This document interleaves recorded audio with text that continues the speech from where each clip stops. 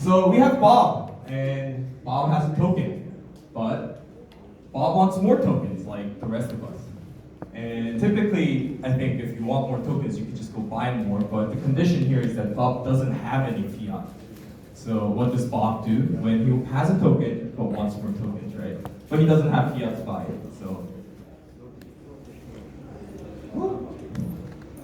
Sorry, that's the next slide.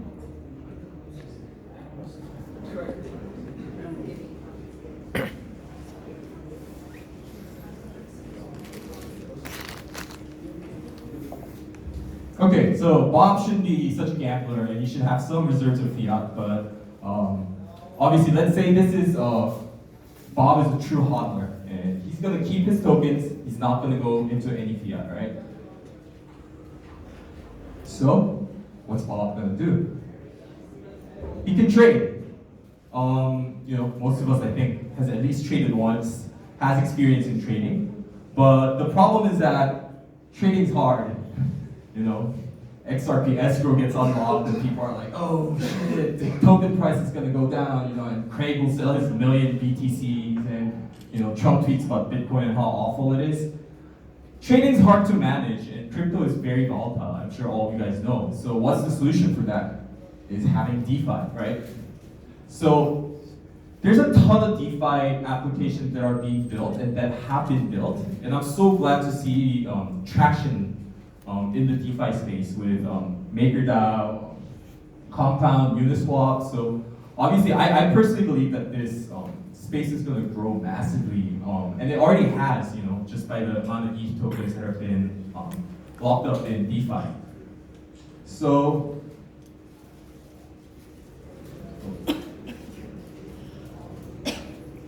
yeah, in a proof of work setting, DeFi is probably your best bet at safely accruing interest on your tokens.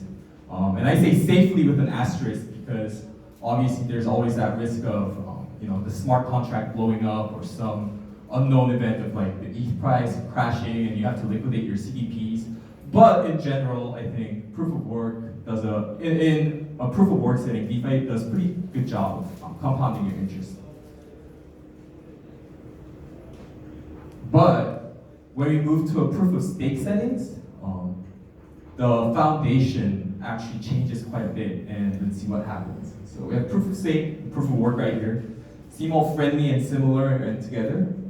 We have the central interest rate.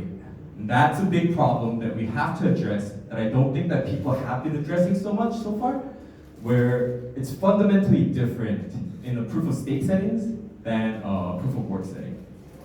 So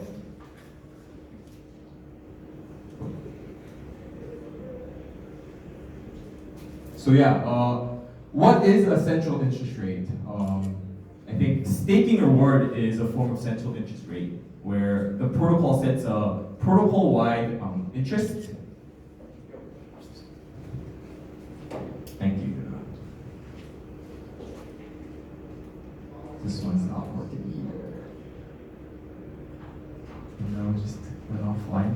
So yeah, let me go ahead and explain how staking rate becomes a form of central interest rate is because staking reward is a form of protocol-wide interest rate that anyone can join and stake their tokens into the protocol and receive a set number of rewards.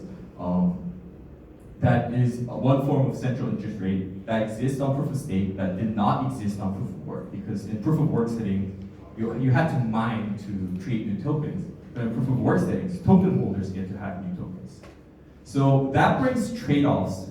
When DeFi comes into the proof of stake setting, then that didn't exist in a proof of work setting. And I broke it down into three major trade-offs. And first one is the liquidity trade-off. Second one is the interchain trade-off, and the third one is the security trade-off. So let's go ahead and get started on the liquidity trade-offs. So for Cosmos, I think it's one of the biggest proof of stake networks that exist, and right now I think it's about 70% of tokens that are being locked into proof of stake, and at that rate, Cosmos as a protocol offers you about 10% APR. But what happens when you have compound that exists within the Cosmos protocol that offers you interest rates that are way lower than what the staking rewards are. So for example, right now, this is an example. I think I got it from Compound two days ago on Ether, so I'm guessing it won't be the same on Cosmos, but it's just kind of a figurative number to see where things are right now. So if you lend DAI, you're expected to earn about 8.43% a year. And when you're lending ETH, it gets even way lower into the 0.03% APR. But still, there are like millions of tokens being locked because you can't really make more tokens in the proof of work setting, right? But if something like that existed on Cosmos, token holders are simply incentivized to put their money into the staking mechanism rather than DeFi, which means there will be way less liquidity in a DeFi application, and all the tokens will be locked up into staking. So this is what happens, right? You have all these DeFi protocols that are building applications on top of the network, yet all the token holders are going to staking and not putting their money into DeFi. And next point, so low liquidity for DeFi means really low usability. Obviously, for DeFi to scale, you need to have a big pool of money that's available for people to loan out and take out loans with. But when all the tokens are locked up in staking, it brings really bad DeFi usability. And every DeFi application is unique and special in their own way, right? So, even Ethereum on 0.03% is pretty cool. Like, the fact that you can do that. But in a proof of stake setting, that's likely not going to happen. So there's that like ASPCA, you can have that like Sarah McLachlan song in your head. And so yeah. And let's move on to the second point about interchain trade-offs, right? So we're gonna get interoperability pretty soon. It's not here yet, I don't think completely, but I think there's the big names such as Polkadot and Cosmos that are building interoperability protocols that aims to connect all these blockchains together. But what happens when that happens on a proof of stake network it's kind of weird. So for example, let's consider that this Ethereum network is an ETH 2.0 network. And you have an ETH 2.0 token and you transfer that into the Cosmos network using their interoperability protocol. Because John Adams always says ETH is money, so maybe you want to use ETH in your Cosmos network as collateral or something. But that's besides the point. But what happens is that when you have ETH 2.0 tokens on an Ethereum 2.0 network, you can accrue interest on that. But once you move that into a Cosmos network, because the token is living on a blockchain that's not native, you can't stake those ETH 2.0 tokens, which means people will likely be incentivized to keep their tokens in the ETH 2.0 native network rather than moving it interchain, because you'd probably be able to stake that and earn at least 4 or 5% interest every year. But once you move that on the interchain, you can't accrue interest on that. So that's another big problem. So you're trading off staking rewards for the ability to do interchain transfers, and that means token holders are just going to stake their tokens rather than moving it on the interchain. And lastly, there's security trade-offs, because the amount staked directly correlates to proof of stake security. That's just a fundamental basis for all proof of stake networks. But for example, if a DeFi protocol offers you something like 16.3% APR, and let's just assume that its code is fairly safe, it's very low risk of it blowing up. What happens is that if that DeFi accepts Atoms, which is the staking token of Cosmos Hub, people will likely just pull their money into this DeFi application, which wouldn't be a problem on a proof of work network because security depends on the hash rate and people mining. But on a proof of stake setting, that means less people are likely to stake their tokens to increase network security. And that's a big problem because then now you have DeFi protocols that are competing with the base layer for security and DeFi wanting to provide liquidity for its users. So this is what happens then. Less tokens staked, more tokens in DeFi, and that makes less security guarantees for the stake network. So if a DeFi protocol offers higher interest rates than the staking rewards, the incentives are skewed towards the DeFi applications, and it will likely lead to people who have staked their tokens to unbond, which leads to lesser security guarantees and in pursuit of higher profits. But obviously, in a decentralized in a decentralized network, financial incentives are likely the strongest one that exists to that you can guarantee that people will follow. So that's another big problem. So obviously, this is what happens. And besides those three major points, I wrote down just a couple of other smaller points. Low amount of liquid tokens. These means tokens that are not staked. Means high price volatility because there's very little in circulation, more prone to manipulations. And when you have highly volatile markets, whether it's bear or bull, people will likely unstake. So for example, you have tokens staked into Cosmos and you see, the price just went up like 40%, and you think it's gonna go back down, you're likely just gonna unstake and sell and buy it later. And in a prolonged bear market, it's the same thing. When you think the price is gonna keep going down, you want to unbond and sell your tokens, and if you're interested in the network, you just rather buy it at a later date. Token price discovery is purely led by non-skin in the game tokens, and what I mean by that is people who have skin in the game will likely stake their tokens into the main protocol. And all the tokens that are being traded and being used as part of price discovery for that token itself are likely the tokens that are unbonded, which are held by people who have less skin in the game into that protocol. Yeah, and there's not a really good way to hedge positions, which is pretty similar to the first 2 points, and etc. So what Everett does is try to liquefy these staking positions. And what do we mean by liquefy staking positions? Is creating something called B atoms. And this isn't the case for Cosmos Hub. For atoms, we're gonna use the staking position of the holder to create a shadow token of the Cosmos atom. And B atoms are fully decentralized and transparent, fully collateralized, fungible, and it maintains a one-to-one price peg to the atom, which is the native asset. So we'll go into one of these points one by one. So what do I mean by decentralized and transparent? So what we're trying to build is called the Everett Zone, and which is a blockchain, because Cosmos is like the internet of blockchains. Each applications are ideally having its own blockchain. So we're creating a blockchain that is connected to the Cosmos Hub using the Cosmos IDC protocol. And what that means is that our zone, we don't control our own zone. It's going to be run by a set of validators by their principle, and it follows very similar security guarantees as Cosmos Hub. And what do we mean by fully collateralized? That means there's always equal or more amount of staked atoms that backs every B atom. And because there's something called slashing that exists, so if a validator does something malicious within the network, the protocol automatically slashes a portion of their delegated atoms as a punishment for their malicious behavior. So we have to account for events such as that happening. So we're setting a 10% collateral for potential validator slashing.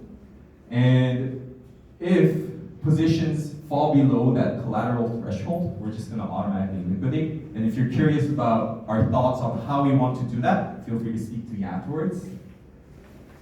And it's fungible. So there was this idea called validator vouchers that came up, I think, a few months ago by the Chorus One team, who are really great validators and really dedicated to the Cosmos ecosystem. But what they wanted to do is also create liquid staking assets, but one that is linked to each validator. And there are about 100 validators. So for example, if you have a Chorus One validator voucher, it likely will maintain the same price as like a Certus One voucher. And that's a big problem because then you have to account for 100 different validator vouchers trading at different levels, which means low liquidity, low usability, and we just don't want to do that.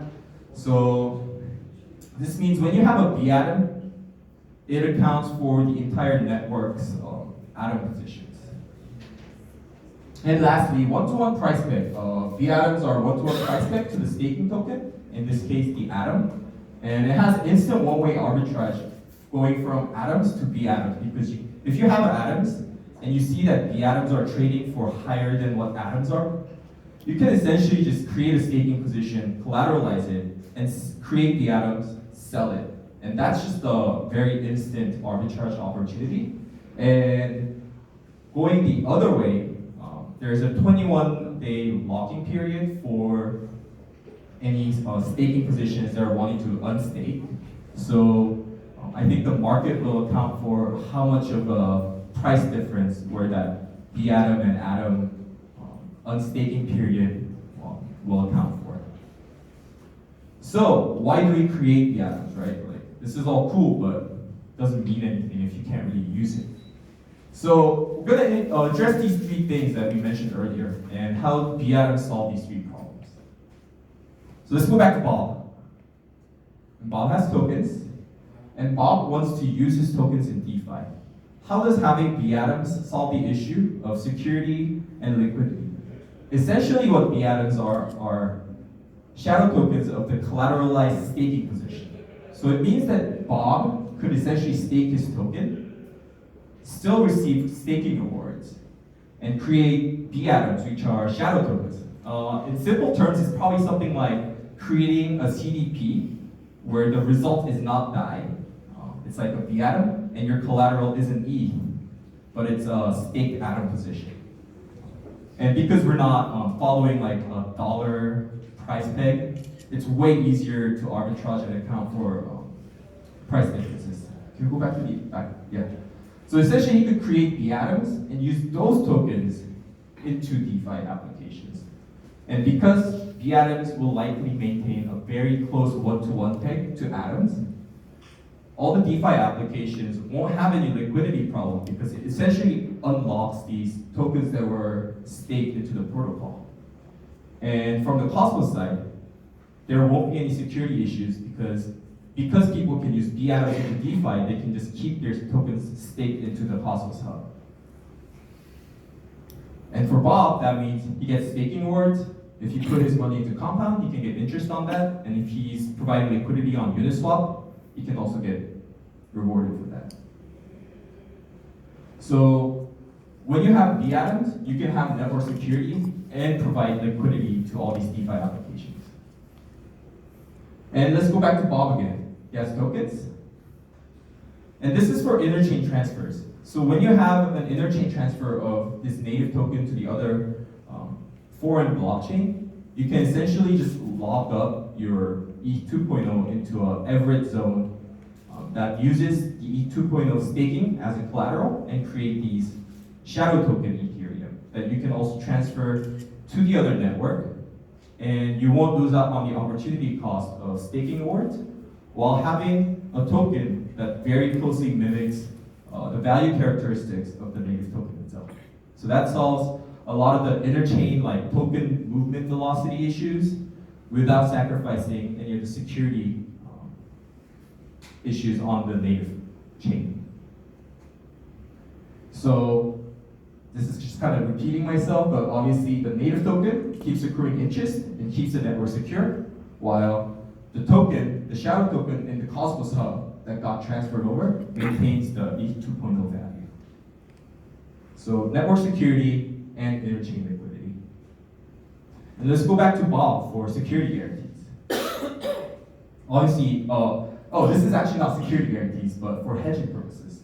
If Bob wants to trade in an event of a prolonged bear market or a very brief upspike, he can essentially react on that without sacrificing network security.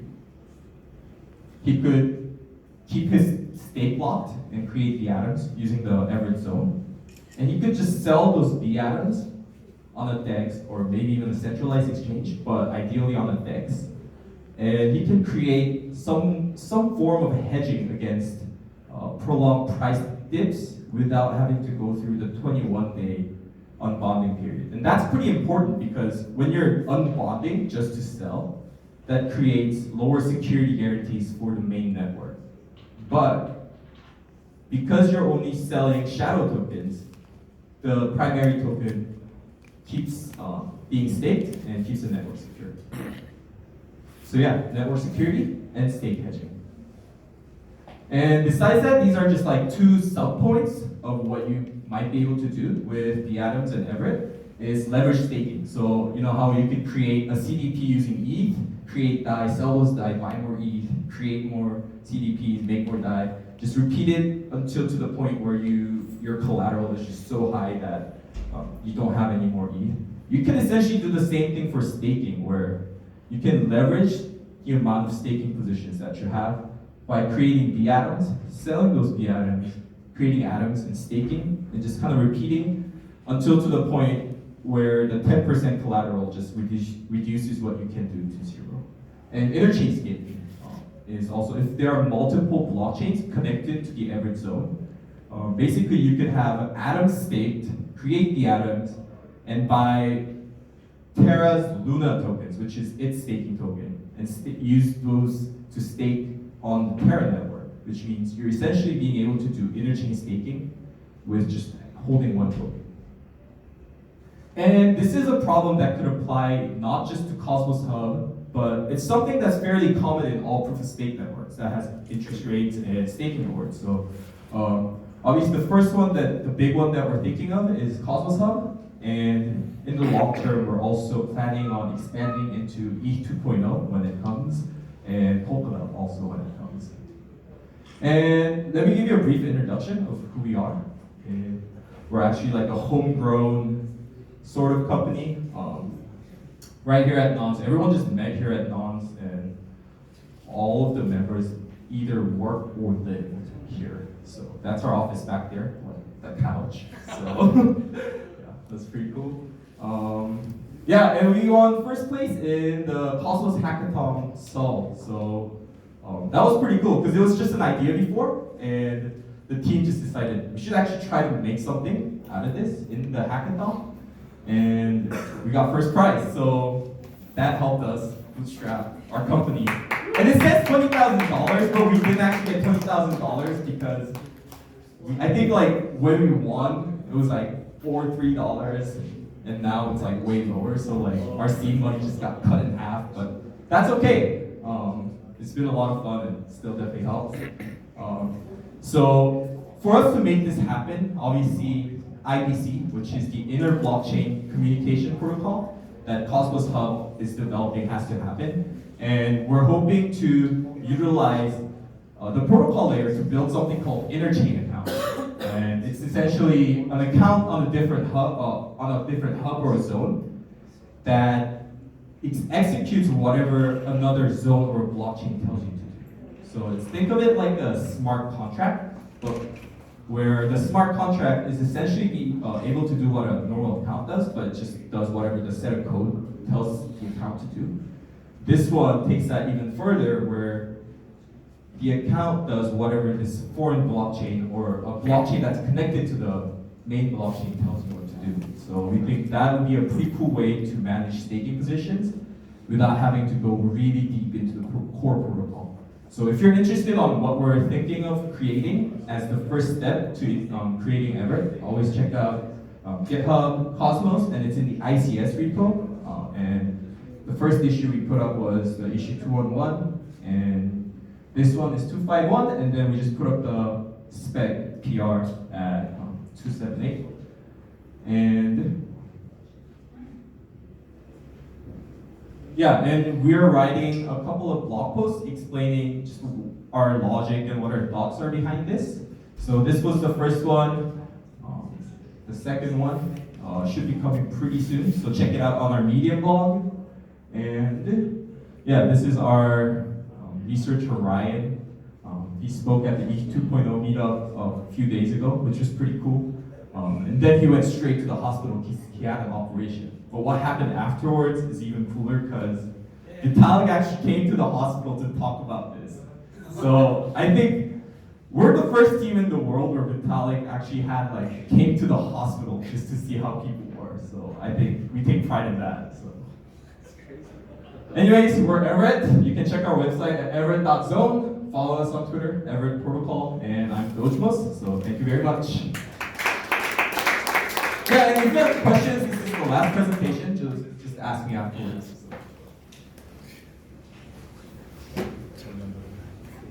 Alright, thank you everyone. This is the closing remarks, and yeah, thank you everyone for coming, and thank you everyone for speaking. All the projects, they're awesome.